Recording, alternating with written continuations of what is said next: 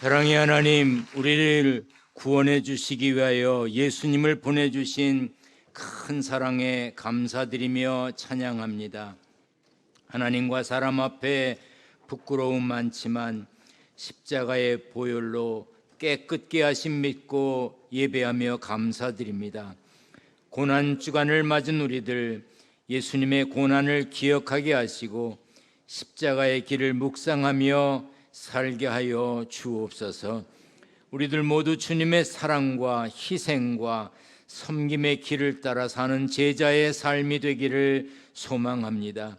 이 시간에도 객지, 외국, 군대에 있는 성도들, 병상에 있는 환자들, 요양원, 요양병원에 계신 분들, 이런저런 형편과 사정으로 영상과 음성으로 예배하는 이들 모두 고난의 주간을 의미 있게 보내도록 은혜 베풀어 주옵소서. 같은 시간에도 유아실, 교육부실, 간호실, 농학교회 등에서 함께 예배하는 이들이 있습니다. 은혜 충만한 시간 되게 하여 주옵소서. 36개의 지교회와 선교지, 형제교회 모두를 축복하시고 평안케 하여 주옵소서. 모두에게 십자가를 능히 지고 갈 힘과 용기를 주옵소서. 말씀을 전하고 듣습니다. 굳은 마음은 부드럽게 바꿔주시고 열매 맺기에 방해되는 걸림돌은 제거하여 주옵소서. 100배의 열매를 맺게 하여 주시길 원하며 예수님의 이름으로 기도하옵나이다. 아멘. 할렐루야. 평안하십니까? 주변에 살다가 이렇게 생긴 분이 다 있구나, 그런 분도 앉아 계실 겁니다. 왜냐하면 한 교회를 10년, 20년 다녀도 옆에 앉아보기가 쉽지 않거든요. 많이 뵙던 분 같으면 반갑습니다 하시고, 처음 뵙는 분 같으면 더 반갑습니다 하시고, 우리 전후좌우에 있는 분과 인사 나눕니다. 반갑습니다. 우리 성경을 들고 고백합니다. 저는 예수 믿어 구원받았습니다. 저는 예수 믿어 하나님 자녀 되었습니다. 저는 예수 믿어 천국 백성 되었습니다. 하나님께서 선물로 주신 오늘 하나님 말씀으로 가르침을 받습니다. 눈을 열어 주의 법 안에 있는 놀라운 진리를 보고 깨닫게 하소서. 아멘으로 순종하여 하나님께 영광 돌리는 삶 되게 하소서. 아멘. 그런 삶이 되시기를 축원합니다. 예수님이 나귀를 타시고 예루살렘에 들어가실 때 사람들이 종려나무 가지를 흔들고 호산나 찬송하리로다 외쳤던 것을 기념하는 종려주일입니다. 당시 사람들은 예수님이 예루살렘에 들어가면 왕이 될 것으로 기대했습니다. 로마의 압제로부터 해방시켜 줄 것으로 생각했습니다. 그러나 예수님은 그들의 소원을 이루기 위해 예루살렘에 들어가신 게 아니었습니다. 왕의 자리를 얻기 위함도 아니었고, 로마의 지배로부터 독립을 이루기 위함도 아니었습니다. 십자가의 고난을 향한 발걸음이었습니다. 예수님은 제자들에게 자신이 고난받게 될 것을 여러 번 말씀하셨습니다. 그 중에 한 절입니다. 같이 읽습니다. 시작. 인자가 많은 고난을 받고 장로들과 대제사장들과 서기관들에게 버림받아 죽임을 당하고 사흘 만에 살아나야 할 것을 비로소 그들에게 가르치시되. 예수님이 가르치셨지만 제자들은 예수님의 말씀을 이해하지 못했고 받아들이지도 않았습니다. 그때 베드로는 예수를 붙들고 항변했습니다. 그냥 한 것도 아니고 예수님을 붙잡고 항변했어요. 베드로가 예수님을 아끼는 마음으로 그렇게 한 것이 아니었습니다. 자기 생각, 자기 판단이 강했습니다. 그럴 수 없고 그래서는 안 된다는 뜻으로 항의하며 예수님을 말렸습니다.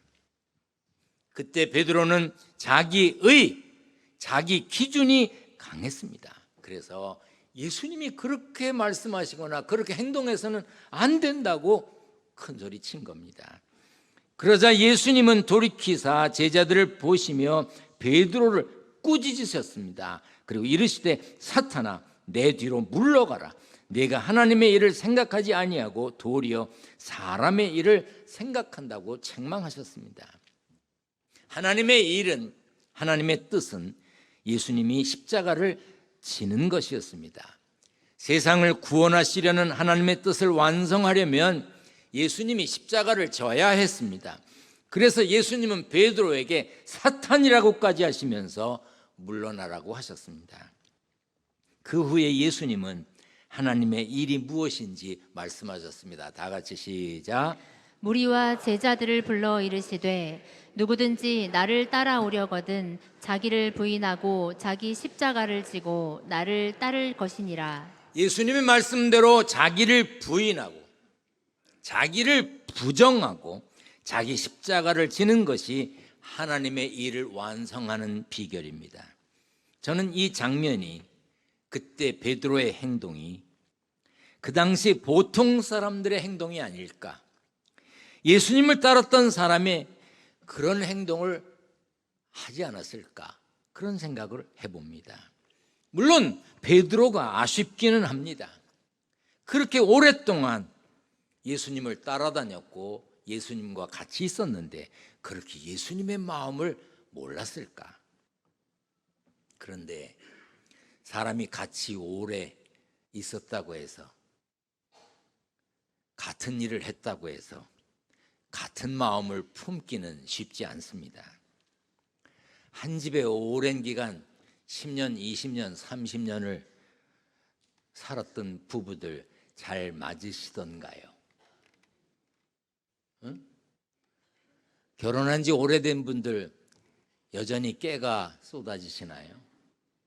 그렇게 잘 맞으셔서 사셨나요? 어떤 분이 그렇게 얘기했다고 그러더라고요. 자기 남편은 로또라고, 너무 안 맞는다고.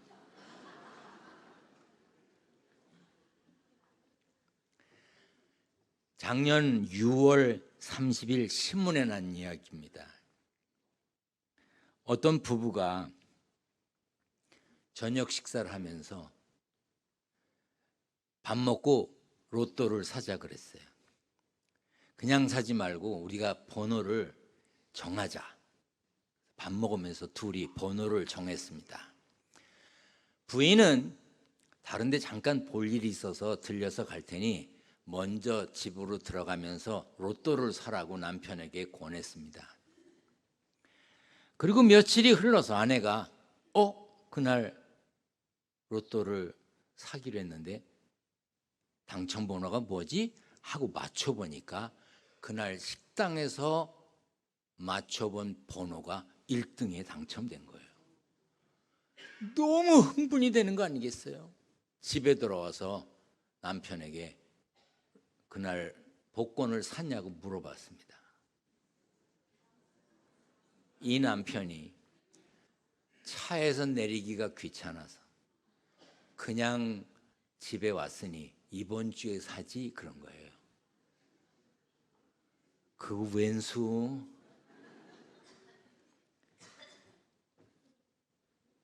이 소식을 접한 사람들이 댓글을 달았습니다. 앞으로 그 남편은 30년간 설거지를 해야 할 것이다. 내가 다 우라통이 터진다. 그게 인생이다. 부부로 20년, 30년 같이 살면 마음이 맞나요? 저요, 제 아내와 지금 햇수로 44년째 살고 있습니다. 별로 놀라지도 않네. 그럼 저하고 제 아내하고 잘 맞을 것 같으세요? 맞을 것 같으세요? 예배 마치면 입구에 제 아내가 서 있을 건데요. 물어보세요. 잘 맞냐고. 어느 날 가슴을 막 이렇게 치는 걸 제가 봤어요. 누가 쳐야 될 가슴인지 잘 모르겠는데, 여러분의 남편과 여러분의 아내가 잘 맞는다, 정말 기가 막히다 이렇게 생각되시면 착각일 수도 있습니다. 그리고 참는 것일 수도 있고 정말 축복일 수도 있습니다. 우리가 오늘 본문에 나오는 그 자리에 있었다면, 우리가 베드로였다면, 예수님과 동행했고 예수님의 제자로 살았다면 베드로처럼 하지 않고 예수님의 십자가 사역을 도왔을까요? 저도 목회 연륜이 생기다 보니까 제가 가르쳤던 제자들, 또 제 후배들이 가끔 제게 묻습니다. 우리 교회에 이런 일이 있습니다. 이런 건 어떻게 해야 좋겠습니까? 이런 사람이 있습니다. 이런 사람은 어떻게 대하면 좋겠습니까? 라고 질문을 받습니다. 제가 그런 질문을 받을 때마다 생각하는 것이 있습니다. 오늘 본문에 소개된 마가복음 8장에 소개된 베드로 같은 성도들 때문에 생기는 문제입니다. 자신의 생각, 자신의 판단, 자신의 말, 자신의 행동이 100% 옳다고 생각합니다. 마치 자기가 하나님인 것처럼 판단하고 하나님인 것처럼 말하고 하나님인 것처럼 행동합니다. 목소리를 높이고 열을 냅니다. 오늘 본문에 소개된 베드로 같은 사람들이 교회를 시끄럽게 합니다. 예수님은 나를 따라오려거든 하시면서 조건을 다루셨습니다. 자기를 부인하고 자기 십자가를 질 때 가능하다고 하셨습니다. 예수님의 마음과 같아지기를 원한다면, 주님의 발걸음을 따르려면 자기를 부인해야 합니다. 자기를 부정해야 합니다. 그런데 대부분의 사람들은 자기를 더 드러냅니다. 자기 의가 강합니다. 하나님의 의가 아니라 자기의 의. 항변하는 목소리를 높이는 것, 사람의 일이고 사탄의 마음에 합한 일일 수도 있습니다. 예수님은 이 땅에 오신 목적을 이렇게 말씀하셨습니다. 다 같이 읽습니다. 시작. 인자가 온 것은 섬김을 받으려 함이 아니라 도리어 섬기려 하고 자기 목숨을 많은 사람의 대속물로 주려 함이니라. 예수님은 자기 목숨을 많은 사람을 위하여 대속물로 죄값을 치르기 위하여 오셨다고 했습니다. 예수님을 믿고 예수님을 따라 살려면 우리도 다른 사람을 위하여 자신을 내려놓고 자신을 내어주는 삶을 살아야 합니다. 사실 십자가는 저주와 수치의 상징입니다. 죽음을 의미하기도 합니다. 그래서 찬송가에도 험한 십자가라고 했고 그 참혹한 십자가라고 했습니다. 바울도 십자가의 도가 멸망하는 자들에게는 미련한 것이라고 했습니다. 그런데 요즘 사람들 보면 십자가를 말하고 십자가를 찬양하고 십자가를 곁에 둡니다. 심지어 장식품으로 만들어서 귀에다 걸고 다니고 목에다 걸고 다니기도 합니다. 그러나 자기를 부인하고 자기 십자가를 지는 사람, 십자가의 도를 따르는 사람을 찾기가 쉽지 않습니다. 십자가를 진다는 것은 엄청난 고통을 수반하는 것입니다. 물과 피를 쏟아내야 하고 결국 죽음에 이르는 일입니다. 그것을 아셨던 예수님이 얼굴을 땅에 대시고 엎드려 기도하여 이르시되 내 아버지여 만일 할만하시거든 이 잔을 내게서 지나가게 하옵소서. 하나님, 십자가를 내가 안 지면 안 되겠습니까? 꼭 이런 과정이 필요합니까? 하나님, 안 할 수 있다면 안 했으면 좋겠습니다. 얼마나 고통스럽고 힘든 것인 것을 아셨으면 힘쓰고 애써 더욱 간절히 기도하시니 땀이 땅에 떨어지는 핏방울같이 됐다고 했습니다. 그렇지만 예수님은 결국 십자가를 지셨습니다. 요한복음 12장 24절 같이 읽습니다. 시작. 한 알의 밀이 땅에 떨어져 죽지 아니하면 한 알 그대로 있고 죽으면 많은 열매를 맺느니라. 예수님은 십자가에서 죽으심으로 죄의 값을 치르셨습니다. 누구든지 믿으면 멸망치 않고 영생을 얻게 하셨습니다. 오고 가는 수많은 사람들이 예수 믿음으로 구원받은 확신을 가지고 천국을 소망하며 살고 있습니다. 사람들은 힘들더라도 어렵더라도 의미 있는 일이라면 목숨을 걸기도 하죠. 목숨을 아까워하지도 않고 기꺼이 자기 목숨을 던지기도 합니다. 예수님의 십자가의 죽음은 그런 것이 아니죠. 죄값을 치르기 위한 거예요. 자신이 생각하는 의를 위해서 죽어간 게 아닙니다. 우리가 보통 사는 세상에서 의미 있는 일이다, 중요한 일이다 생각되는 것이 있으면 마음이 뜨거워집니다.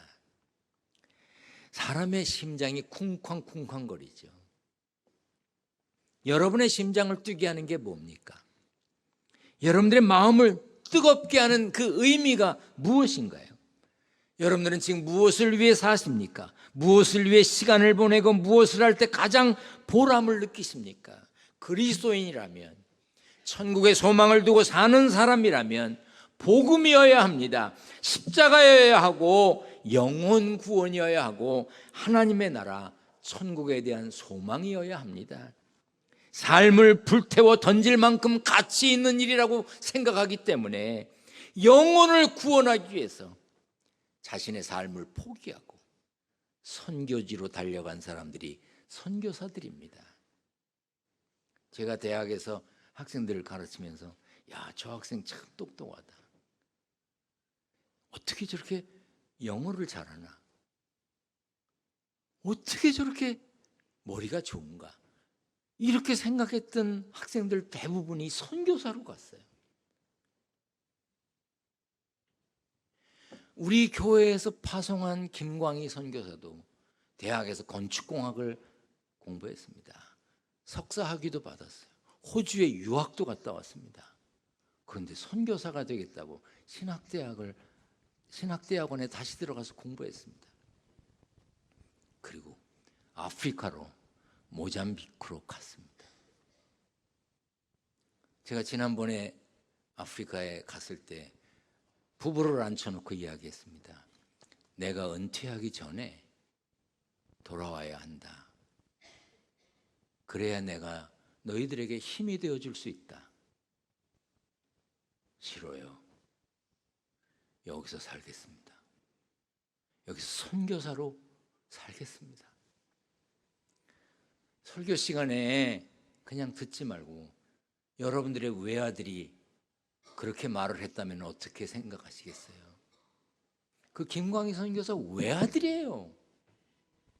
아이들 셋이 있는데 가르칠 수가 없어서 엄마가 가르치고 있어요. 그래도 복음을 전하는 일이 귀하다고 거기에 머물러 있는 겁니다. 히브리서 10장 39절에 우리는 뒤로 물러가 멸망할 자가 아니요 오직 영혼을 구원함에 이르는 믿음을 가진 자라고 했습니다. 십자가는 기독교 중심이며 우리 신앙의 핵심입니다. 그래서 사도 바울이 내가 너희 중에서 예수 그리스도와 그가 십자가에 못 박히신 것 외에는 아무것도 알지 아니하기로 작정했다고 그랬습니다. 그리고 바울이 뭐라 그랬는 줄 아세요? 다 같이 읽습니다. 시작. 그러나 내게는 우리 주 예수 그리스도의 십자가 외에 결코 자랑할 것이 없으니 그리스도로 말미암아 세상이 나를 대하여 십자가에 못 박히고 내가 또한 세상을 대하여 그러하니라. 십자가를 앞세웠습니다. 우리는 오늘 종려주일을 시작으로 고난주간을 보내게 됩니다. 여러분에게는 어떤 짐이 있으십니까? 예수님처럼 감히 죄값을 치르기 위한 십자가, 우린 그렇게 말하면 안 됩니다. 적어도 내가 예수 믿는 사람이기 때문에 참고 견디고, 내가 신앙생활하기 때문에 참고 견디는 일이 무엇이냐 그 말이에요. 가정에서도 크리스찬으로서, 예수 믿는 사람으로서 져야 할 십자가가 있습니다. 아버지로서, 어머니로서, 혹은 자식으로서 예수 믿기 때문에, 예수 믿는 사람이기 때문에, 세례받고 집사되고 권사되고 장로되었기 때문에 가정에서 참아야 될 일이 있습니다. 여러분들의 가정이 화목하십니까? 그렇다면 누군가 참고 산다는 뜻입니다. 누군가 자신을 내려놓고 사는 사람이 있기 때문에 그 가정이 평안한 겁니다. 일터에서도 예수 믿는 사람으로서 져야 할 십자가가 있습니다. 하나님 앞에 부끄럽지 않기 위해 정도를 가는 것, 편법과 술수로 가득한 세상에서 청결하게 사는 것, 쉬운 일이 아닙니다. 그러나 내가 예수 믿기 때문에 손해를 보아도 이 길을 가겠습니다. 그것이 그리스도인이 져야 할 십자가입니다. 교회에서도 져야 할 십자가가 있습니다. 선교회, 속회, 모임이 잘 되기 위해서 참아야 합니다. 저는요, 목회하면서 참 신기한 게 있어요. 어떤 속회에 이렇게 조직을 했는데 보니까 한결같이 착한 사람들이야. 아이고, 그분들은 정말 따로따로 보면 너무너무 착해. 그런데 속회에 모여서 싸워. 야, 웃겨. 아무도 십자가를 지려고 안 해. 다 자기 주장만 하는 거예요. 찬양대원을 하든, 주차 안내를 하든, 교회 안내를 하든, 새신자 영접을 하든, 방송실에서 봉사를 하든, 무엇을 하든 싫은 일을 해야 할 때가 있고 안 좋은 소리를 들을 때도 있습니다. 전도와 선교를 위해서 땀 흘려 벌은 돈을 내놔야 할 때도 있습니다. 예수 믿는 사람이기 때문에, 내가 맡은 직분 때문에 때로는 듣지 않아도 될 소리를 들어야 할 때도 있습니다. 그래도 그 짐을 지고 가야 합니다. 그리스도인은 예수 믿기 때문에, 예수님 때문에 겪어야 하는 십자가를 지고 살아야 합니다. 어떻게? 지속적으로. 한 번이야 누군 못해? 지속적으로. 십자가를 지는 것 때문에 시간을 빼앗기고 물질적인 손해도 보고, 때로는 상대하기 싫은 사람도 상대해 가면서 참고 또 참아야 합니다. 십자가를 지는 것 힘든 일입니다. 어렵습니다. 다른 사람과 비교해 보면 손해보는 것 같습니다. 그러나 우리도 예수님처럼 나의 원대로 마시옵고 아버지의 원대로 하옵소서. 그런데 우리는 어떻습니까? 하나님, 내 원대로 좀 되게 해주세요. 나의 원하는 게 이거예요. 내 원대로 되게 해주세요. 아버지의 원하심, 아버지의 뜻, 하나님의 뜻에 관심 없어. 그래서 자기에게 조금만 손해가 되고 기분 나쁘면 에이 때려쳐, 뭐 안 해, 이딴 소리 하는 거예요. 나의 원대로 마시옵고 아버지의 원대로 하옵소서. 고난주간 자기를 부인하고 자기 십자가를 지는 삶에 승리한다는 자체가 힘들고 어려운 일이지만, 그래도 승리하기 위해서 애쓰고 승리하는 삶의 주인공이 되시기를 축원합니다. 축원합니다. 전능하신 하나님, 예수님처럼 나의 원대로 마시옵고 아버지의 원대로 하옵소서. 기도하며 감당하는 저희들 되게 하여 주옵소서. 자기를 부인하고 자기 십자가를 지는 삶의 승리자가 되게 하여 주옵소서. 우리를 위해 세상에 오신, 사람의 몸으로 오신, 그리고 고난받으신 예수님 거룩하신 이름으로 기도하옵나이다. 아멘.